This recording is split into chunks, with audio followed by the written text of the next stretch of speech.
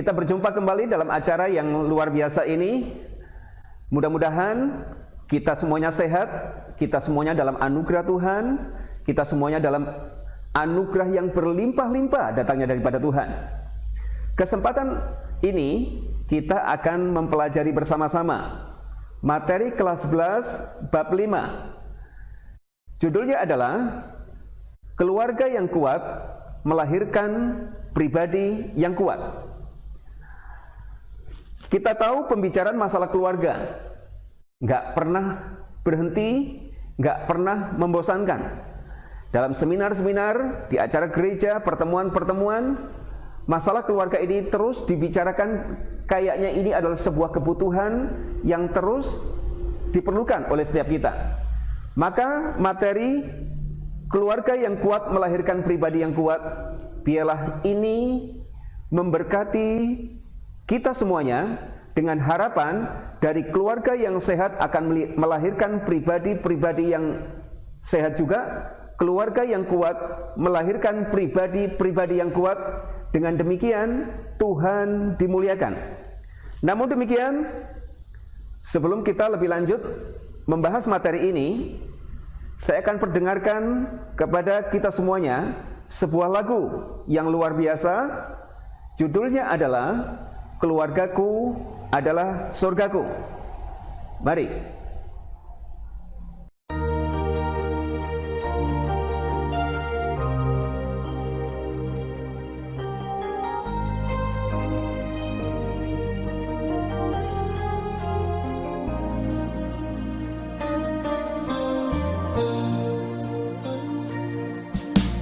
Aku dan seisi rumahku akan selalu menyembahmu, Tuhan dan Rajaku, di dalam kasih karunia-Mu yang hidup saling melayani dan melayani-Mu. Aku dan seisi rumahku akan selalu menyembah-Mu, Tuhan dan Rajaku, di dalam kasih karunia-Mu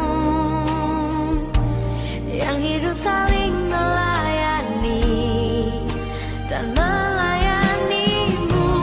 Bila Tuhan menjadi kepala rumah ini, maka berkat kehidupan tercurah selalu.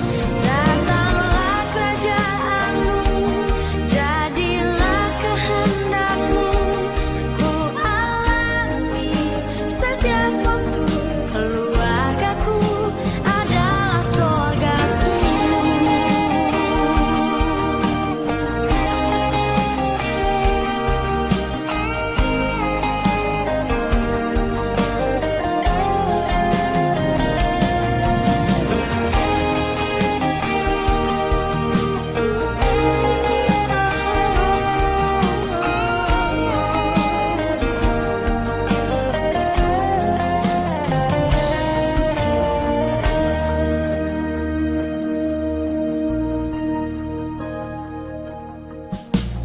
Aku dan seisi rumahku akan selalu menyembah-Mu, Tuhan dan Rajaku, di dalam kasih karunia-Mu yang hidup saling melayani dan melayani-Mu. Bila Tuhan menjadi kepala rumah ini, maka berkat kehidupan tercurah selalu. Datanglah kerajaan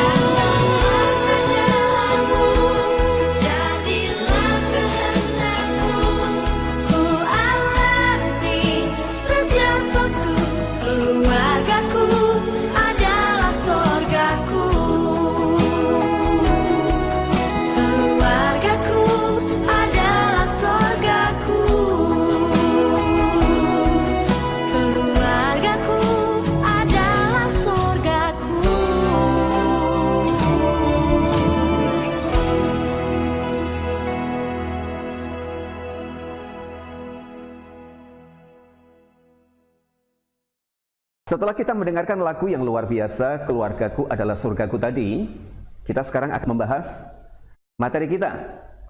Bab 5 kelas 11 yang berjudul Keluarga yang Kuat Melahirkan Pribadi yang Kuat.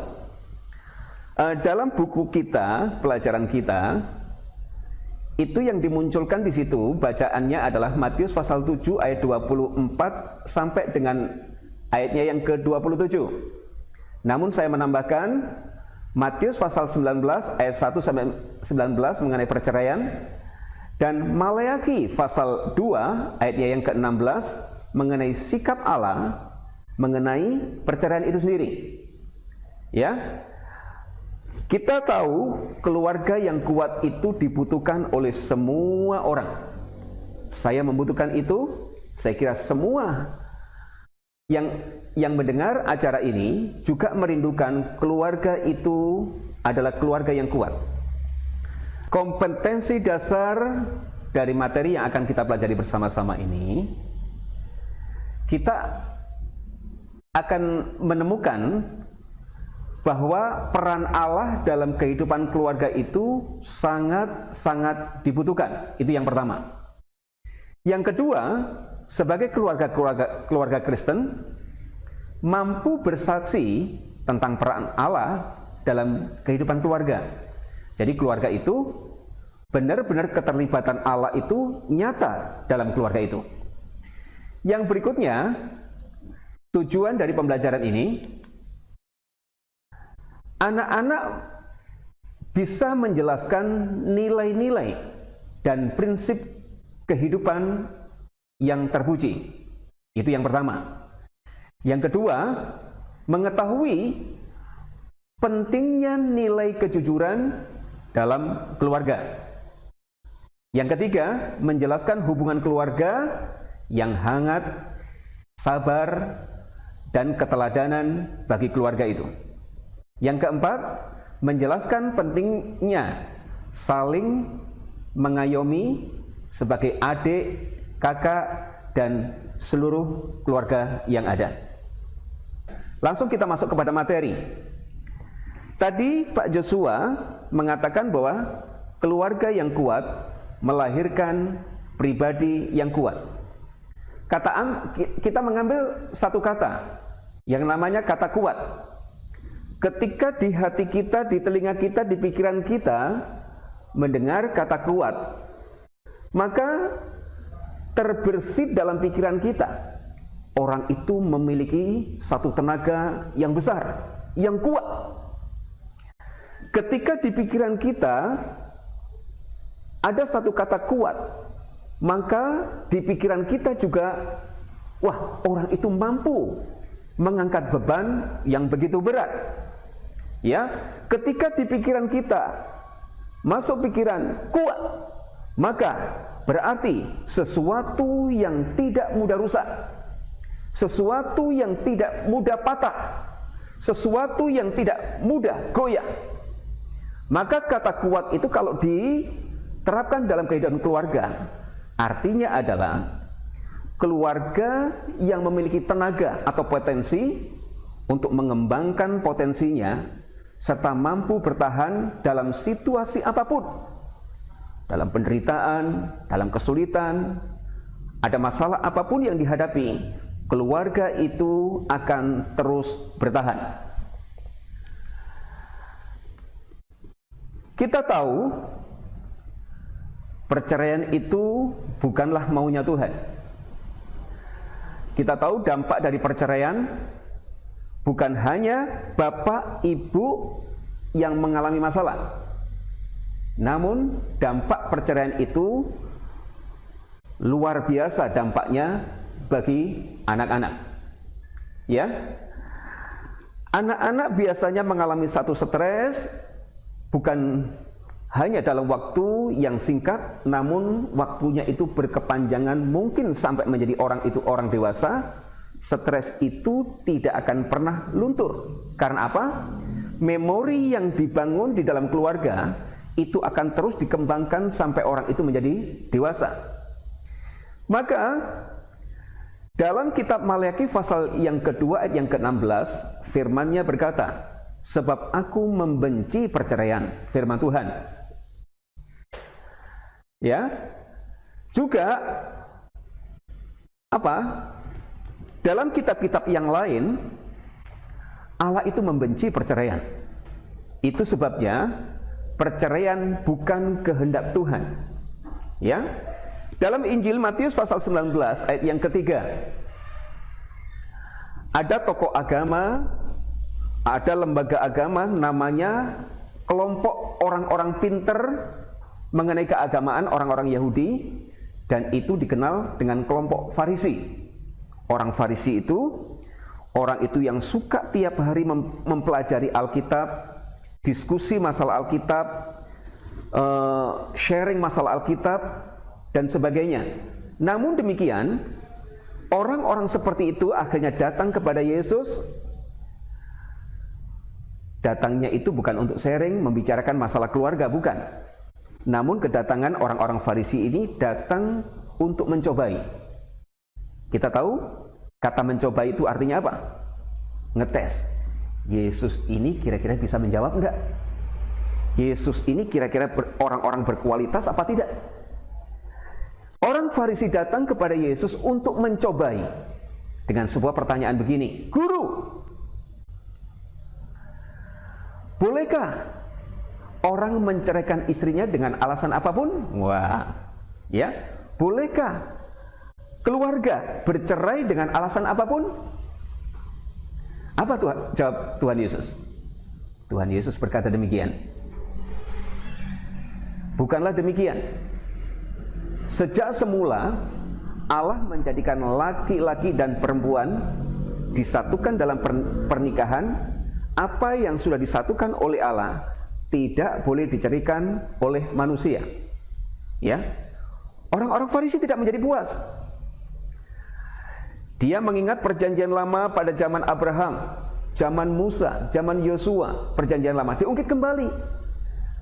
Lalu kenapa pada zaman Musa itu ada surat cerai? Ya, surat cerai dikeluarkan oleh, kalau zaman sekarang ini Departemen Agama, pada zaman dahulu itu adalah imam-imam. Kenapa surat cerai dikeluarkan oleh imam-imam? Tuhan Yesus menjawab, itu karena ketegaran hatimu. Apa yang bisa kita pelajari dari ketegaran hati? Ketegaran hati itu ketidaktaatanmu kepada Allah. Sejak semula tujuan pernikahan ini bukan untuk perceraian, bukan. Sejak semula Allah menjadikan laki-laki dan perempuan disatukan supaya memberkati bumi ini. Menyangkut kepada materi ini, dari keluarga yang kuat melahirkan pribadi yang kuat, itulah tujuan dari pernikahan itu. Maka ada banyak kenakalan-kenakalan di luar. Tahu sumbernya apa? Rumah tangga yang kurang harmonis, rumah tangga yang kurang rukun, rumah tangga yang kurang ada kasih dan saling melayani satu dengan yang lain. Itu sebabnya kitab Maleakhi berkata, Allah membenci perceraian. Ya, Allah membenci perceraian. Dengan lain kata, perceraian bukan dari Tuhan. Mungkin ada pendapat yang mengatakan demikian. Ini bukan jodohku. Kata-kata itu telat. Kenapa kata-kata itu dimunculkan setelah masuk dalam rumah tangga, setelah punya anak 1, 2, dan 3 ngomong tentang perceraian?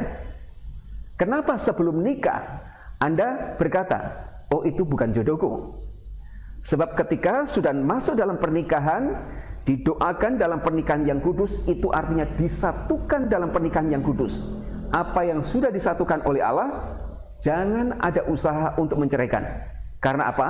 Kerugiannya sangat besar dan itu tidak bisa diganti dengan keuangan, diganti dengan materi-materi yang lain. Karena itu masalah hati. Bagaimana menjadi keluarga yang kuat dan dapat melahirkan pribadi yang kuat? Ini sebuah pertanyaan untuk kita semuanya. Lalu bagaimana caranya kita menjadi keluarga yang kuat? Kita menjadi keluarga yang hebat dengan harapan generasi anak-anak kita adalah generasi yang hebat. Keluarga yang kuat melahirkan pribadi yang kuat. Untuk menjadi keluarga yang kuat dan melahirkan pribadi-pribadi yang kuat, kita tahu hukum kita yang tertinggi adalah Alkitab. Alkitab ada ribuan ayat yang membicarakan masalah keluarga yang kuat. Namun dalam kesempatan ini, saya mengajak kita semuanya memperhatikan dalam Injil Matius pasal yang ke-7, ayat 24 sampai dengan ayatnya yang ke-27. Judulnya adalah Dua Macam Dasar. Saya bacakan ayat yang ke-24. Setiap orang yang mendengar perkataanku ini dan melakukannya, ia sama dengan orang yang bijaksana yang mendirikan rumahnya di atas batu. Kemudian turunlah hujan dan datanglah banjir, lalu melanda rumah itu. Tetapi rumah itu tidak roboh sebab didirikan di atas batu. Kita perhatikan, ayat ini bukan hanya tertuju kepada bapak-bapak saja. Ayat ini tidak tertuju kepada ibu-ibu saja, apalagi kepada anak. Tidak. Ayat ini, ayat yang ke-24 berkata apa? Setiap orang. Dengan lain kata, kalau ayat ini diterapkan dalam kehidupan keluarga, itu ayat ini berarti untuk bapak, untuk ibu, untuk anak, bahkan mungkin kalau ada saudara-saudara yang ada dalam keluarga itu wajib mendengar perkataan Tuhan dan apa yang didengar itu dilakukan. Menurut saya, pengaruh firman Tuhan itu sangat dahsyat, sangat luar biasa bagi kebaikan orang itu sendiri. Ya, jadi satu orang yang mendengar dan melakukan firman, orang itu akan diberkati hidupnya. Dua orang yang mendengar dan melakukan firman, orang itu akan diberkati hidupnya. Apalagi dalam satu keluarga, ada bapak, ada ibu, ada anak, ada saudara, semuanya kompak mendengar perkataan Tuhan dan melakukan apa yang didengar itu. Dan saya percaya keluarga itu siap diberkati dan generasinya adalah generasi yang diberkati oleh Tuhan. Sebab apa? Pengaruh firman. Saya punya kesaksian. Ada orang jahat suka membunuh, masuk gereja. Pengaruh firman itu ngubah orang itu saat itu juga. Saya pernah menemukan seorang pengusaha yang kolaps, frustasi. Dia sampai jualan kanan kiri karena semua mobil-mobilnya, rumahnya sudah habis semuanya. Dia berdoa, dengar suara Tuhan. Akhirnya apa yang didengar itu berusaha dilakukan dengan sederhana. Tuhan mengubahkan orang itu. Apalagi masalah keluarga. Nggak peduli masalah yang kita hadapi sekarang ini seperti apa. Namun pengaruh firman Tuhan itu bisa mengubah keadaan apapun. Ingat, setiap orang yang mendengar perkataanku ini dan melakukannya, ia sama dengan orang yang bijaksana yang mendirikan rumahnya di atas batu. Lihat, itu ada masalah. Apa itu masalah? Ada hujan, ada angin, ya. Rumah itu tidak roboh sebab didirikan di atas batu. Maka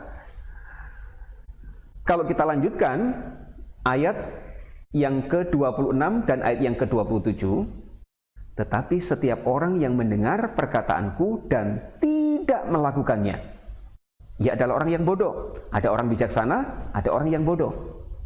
Dia sama-sama mendirikan rumahnya, tapi bukan di atas batu. Apa itu? Di atas pasir. Kita tahu bersama, bangunan dibangun di atas pasir. Kena hujan, habis rumah itu. Kena angin, habis rumah itu.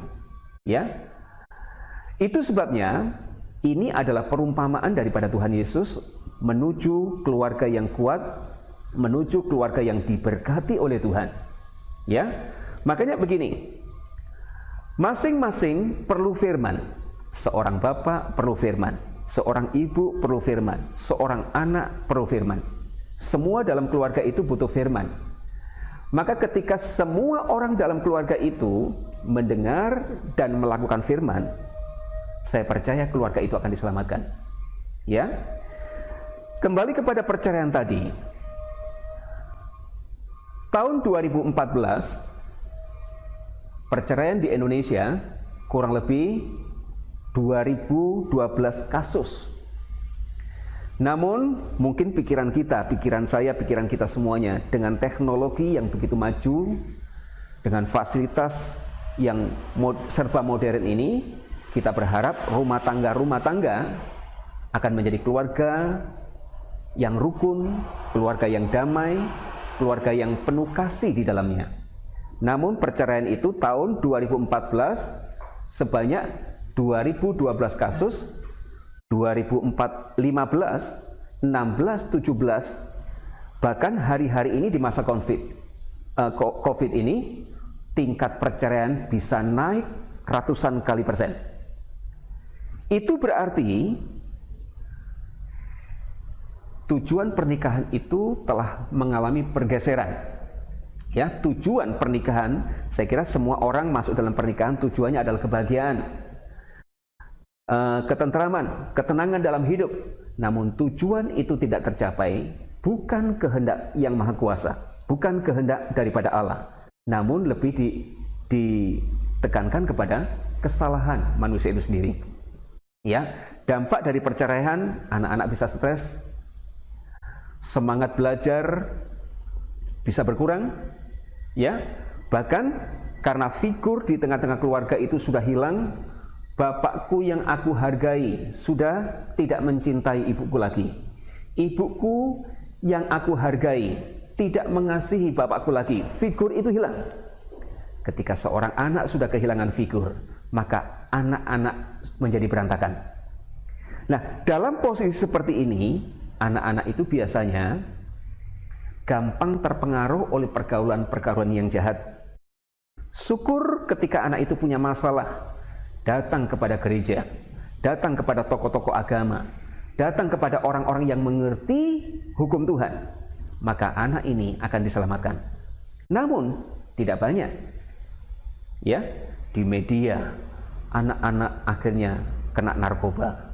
Anak-anak masih muda, masih lulusan SMP, masih menggunakan seragam SMP, sudah terlibat dalam perkelahian di tengah-tengah masyarakat. Coba lihat itu. Itu biasanya nggak bisa dilepaskan dari keluarga itu. Maka saya katakan demikian. Tema kita, keluarga yang kuat melahirkan pribadi yang kuat.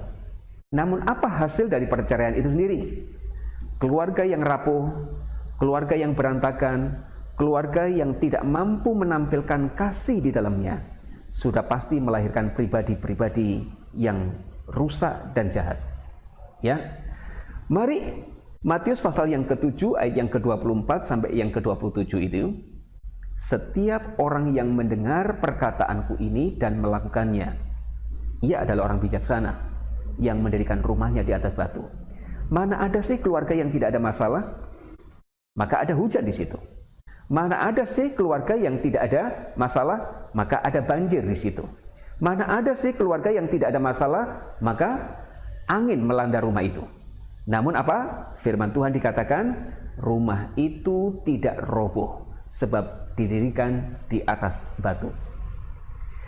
Keluarga-keluarga yang kami hormati, dalam kesempatan ini, mari izinkan perkataan Tuhan masuk dalam keluargamu.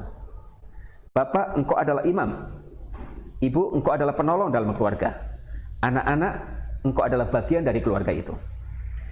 Satu ayat untuk bapak. Hai bapak-bapak, kasihilah istrimu. Janganlah berlaku kasar terhadap anak-anakmu. Itu untuk bapak-bapak. Hai ibu, firman untuk ibu berkata demikian. Hai istri, tunduklah kepada suami seperti engkau tunduk kepada Tuhanmu. Hai anak-anak, ada firman untuk engkau. Hai anak-anak, taatilah orang tuamu dalam segala hal supaya lanjut umurmu. Ya, itu firman, itu perkataan Tuhan. maka setiap orang dalam keluarga, bapak mendengar firman, ibu mendengar firman, anak mendengar firman, maka tidak dimungkinkan keluarga ini saling berlaku kasar, saling berbuat curang, ya, tidak ada kasih di dalamnya, tidak mungkin terjadi. Ya, seperti yang saya ajarkan kepada kelas-kelas ketika kami ketemu dengan kelas, terutama kelas 11 ini, saya menekankan, adakanlah misbah doa di tengah-tengah keluarga. Biarlah bapak menjadi imam, memimpin persekutuan kecil ini, dimulai dari 2-3 orang mulai. Seandainya dengan alasan, oh bapak keluar kota dan sebagainya, mulai siapa yang mau ada doa bersama. Baca Alkitab 1 pasal 2 pasal, ingat itu perkataan Tuhan. Biarlah firman itu memberkati keluarga itu. Firman itu masuk dalam hati sehingga apa? Memunculkan satu kekuatan yang baru. Tadinya mungkin, aduh hidup ini sudah tidak kuat lagi. Hidup ini dengan berbagai masalah yang kita hadapi, aduh sudah tidak kuat lagi. Namun ketika firman itu yang kita baca, kita mengerti, oh Tuhan berkata demikian, maka kita harus melakukan ini. Akhirnya keluarga ini diselamatkan. Saya percaya di dalam keluarga kalau ada kasih sayang, saling mendoakan satu dengan yang lain, saling memberkati satu yang lain, saling melayani seperti yang Tuhan ajarkan, maka saya percaya dalam keluarga yang kuat akan melahirkan pribadi-pribadi yang kuat. Saya kira itu yang bisa kami sampaikan dalam kesempatan ini. Itu sebabnya untuk mengakhiri perjumpaan kita pada kesempatan ini, ayo kita semuanya tundukkan kepala, kita akan berdoa bersama-sama. Kiranya berkat Tuhan menyertai kita semuanya. Kita tundukkan kepala. Bapa kami yang di surga, terima kasih untuk kesempatan yang baik ini. Kami berdoa untuk setiap pendengar dan semua kita yang ada. Keluarga kami adalah keluarga yang diberkati oleh Tuhan. Keluarga kami adalah surga kami.